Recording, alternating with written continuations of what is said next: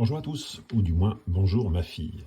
J'aurais pu dire aussi bonjour mon fils, bonjour les femmes, bonjour les hommes, mais pour aujourd'hui, je me garderai bien de donner un conseil à tout le monde et vais commencer par donner un conseil à ma fille. Oui, ma fille, une histoire de prince, de princesse et surtout une histoire d'estime de soi. Effectivement, dans la vie, lorsqu'on a 16 ans, on pourrait faire le choix de se dévaloriser, de se mésestimer, de se juger, de se trouver pas assez truc, pas assez grande, pas assez... Ah, effectivement, c'est un choix. Le problème, c'est lorsqu'on se dévalorise, que se passe-t-il dans la relation sociale? Tel l'océan qui ne choisit pas l'eau qu'il reçoit, que ce soit une eau de source limpide et claire ou une eau polluée, eh ben on accueille le premier qui vient combler ce vide. Mais ça peut être aussi ce Nutella qui vient combler, ça peut être aussi le tabac, ça peut être plein de choses qui viennent combler ce manque d'estime de soi. Donc effectivement, la fille, lorsqu'on se dévalorise, force est de constater que ce qui reste au bas est toujours plus ou moins négatif, puisque lorsque l'eau de source croise l'eau polluée, ça fait bien de l'eau polluée. Et on se met à combler avec tout un tas de choses, ça s'appelle du tout venant. Bon, soit. Avançons. Peut-être pourrais-tu arrêter de te dévaloriser, soit rester neutre vis-à-vis de soi-même. Soit, lorsque l'on est neutre, lorsqu'on n'a pas d'avis, lorsqu'on est un peu d'accord avec tout le monde et qu'on veut satisfaire, et qu'on n'ose pas dépasser la tête en dehors de l'eau, que se passe-t-il? Mais les gens marchent dessus, effectivement. Alors il y a des gens, tu verras, qui prendront peut-être des pincettes, qui marcheront sur la pointe des pieds, qui viendront avec des jolis chaussons bien doux pour éviter de faire des rayures, pour éviter de te faire du mal, soit. Mais il y a certains hommes, certaines femmes, certaines personnes qui rentreront avec des crampons. Et ça, c'est pas cool. Que fait-on? Eh bien, ma fille, j'aimerais que tu crois réellement à ce que je te raconte depuis le début. Oui, tu es une princesse. Comment être une princesse avec ta petite couronne? Eh bien, une princesse en se donnant un peu d'estime de soi, en ayant une plus haute estime de soi.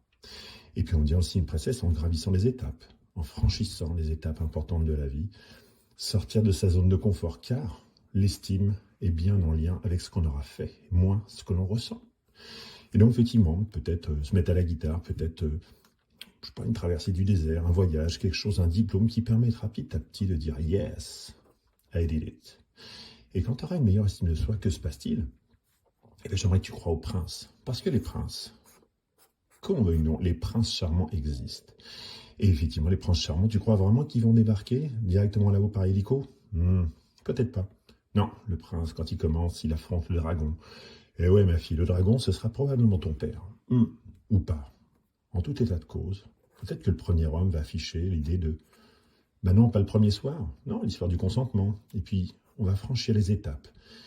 Mais un prince, ça franchit toujours, une sorte de ravin, avec une échelle de corde un peu biscornue, des escaliers, aller chercher la clé, etc.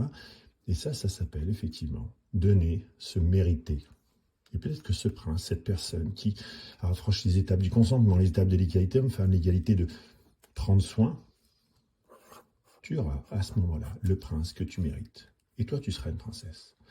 Soit, voici pour l'histoire de l'estime de soi, mais il pourrait y avoir des ratés dans cette ascension. Effectivement, si tu vises les étoiles, si tu vises l'infini, eh bien, que va-t-il se passer? Probablement que tu ne te sentiras jamais à la hauteur.